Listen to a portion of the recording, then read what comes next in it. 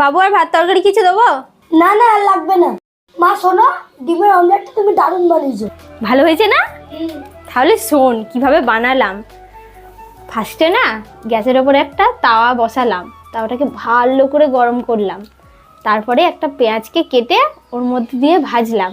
তারপর ডিমটাকে ফাটিয়ে ওর মধ্যে ঢেলে দিলাম, আর একটু গরম মশলা ওপর দিয়ে হালকা করে ছড়িয়ে দিলাম। ভালো হয়েছে না? আজকে একটু অন্যরকম করলাম।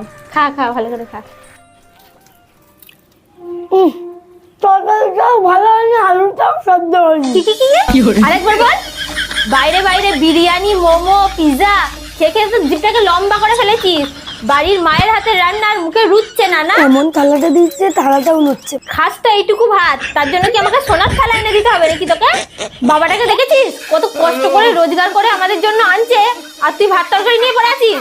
পাশের বাড়ির ছেলেটিকে দেখ গা, পড়াশোনায় কত ভালো, বড় হয়ে না চাকরি করবে, বাবা মায়ের মুখ উজ্জ্বল করবে। আর তুই কি করবি? তুই রাখাল হবি।